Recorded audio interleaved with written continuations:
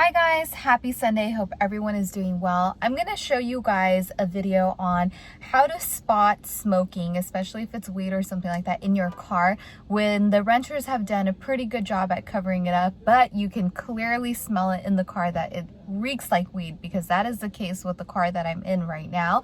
It looks like the renters tried to sort of clean out the car, but if you look deep enough, you will find the ash and you will find the evidence to submit in order to get that cleaning reimbursement. Now, weed smoking is something that I find to be very common in the summer season, especially here in Southern California, because it is legal. So I think what happens is a lot of younger people, and actually not even younger, that's actually not a fair assessment, I would say all age ranges that travel here to California, I think it's like one of the things that they have planned for their trip. Like, oh, we're gonna come to California, we're gonna go hit up dispensaries because it's legal, and we're gonna smoke weed, and it always happens in the cars.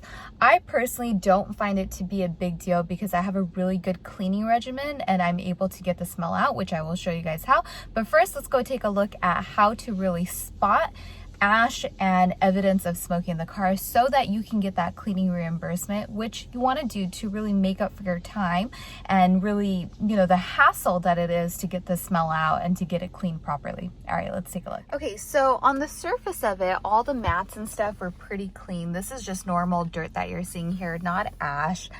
So what you really have to do is look in the crevices, right? So if I look in the crevice right here, I can see that there is ash kind of along where the manual brake is.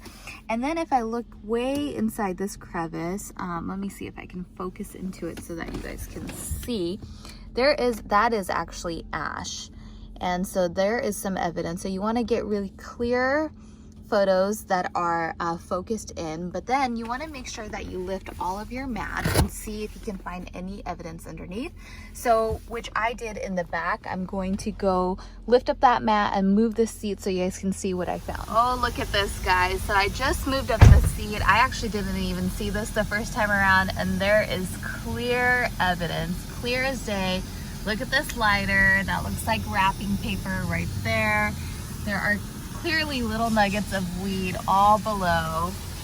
Let me go over to this side right here. So if you look deep enough, you can really find evidence. So you really want to make sure that once you find the evidence, you take very clear photos, because that is what you're going to have to submit to support in order to get that cleaning reimbursement fee, which as a host you absolutely should get, because you know that is something that is so strictly against all Turo policies, and renters should not be doing that. So make sure you gather that evidence so that you can get it submitted. All right, guys. All right, guys, so I'm back home from the car wash. Car is spotless. Now, my favorite tool when your car comes back with smoke in it is the compressed air blower. So that tool is so great, and hopefully you go to a place that uses that, or if you have somebody who cleans your cars, that they use that, because that's the one tool that will really get all the ash out from underneath the seats, the crevices, and that's the thing that you're really going for. You want to make sure that you clean all of that ash out just so it doesn't have that residual smell. Now, when I get back home to get the smoke air out, I want to show you guys my little ozone machine that I use. So let me flip this camera around and let's take a look. Okay, so I use this little guy right here. Now, I'm not endorsing this in any way, because here in California, I don't believe that they are legal to purchase. So I actually had to get this from Vegas, and these can be very, very, very dangerous. Like it even says right here, caution, use an unoccupied space already. So you really have to know how to use these ozone machines, because they can actually be deadly, and you know, you can end up in the hospital if you don't know what you're doing. So basically, I take this little guy, I put it in the car, I turn the car on, the air is on full blast, and I let it circulate for whatever time your machine tells you. For me, it's usually about 20 to 25 minutes. And then I have it connected via extension cord, so I don't even open the car doors.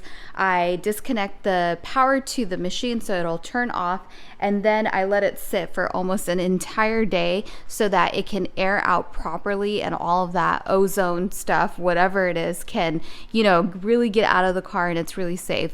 I believe usually you really only have to let it sit for a couple of hours to air out, but just to be super safe, I do it for almost an entire day. And that is how I get any type of smell that is left in these cars airs out, so it makes it really easy. Now this machine is something that I more recently acquired, but prior to this I would just use the little store-bought ozone bombs, which those work very well as well, but the machine definitely works better. I mean, it just gets the smell entirely out no matter what it is. So I will put a link to the ozone bombs that I use, and they're really inexpensive. You can find them at like Target or Walmart or any of your local auto shops like AutoZone. They all sell them. So you can get one of those cans and basically you just release it in the car, let the car sit. Same thing, you want to circulate the air so it really gets it into the car, and then you need to air the car out for a couple of hours so that that smell can get out. So that's sort of my tips on how I handle that. But of course, first and foremost, you want to make sure that you thoroughly clean the car. I even go as far as shampooing the carpets because I just want to make sure any smell that's in it gets out really well. And sometimes if the carpets are really dirty and if they're a kind of a softer cloth carpet, I'll just throw them in the wash, and the wash is a great way to clean your carpets. I'll actually periodically do that just so it really keeps your carpets clean and it gets that deep clean in the wash. So guys, that is how I handle weed smell in my car. This one was actually really bad. They did have this car for I think about a week, so for quite some time. It looks like they were hotboxing while they had it, so you know they will pay a hefty cleaning fee for that, the maximum fee for it, which is I believe $150. I am going to submit all the evidence, so please make sure that you do a thorough job at first inspecting the car, taking the photos, and then submitting them in a timely fashion within 24 hours of your trip end time so that you can be reimbursed for it. Okay guys, I'm going to put this machine inside and I'm going to get out of this garage so that I'm not exposed to this. Take care. Have a great rest of your weekend. I'll talk to you guys tomorrow. Bye guys.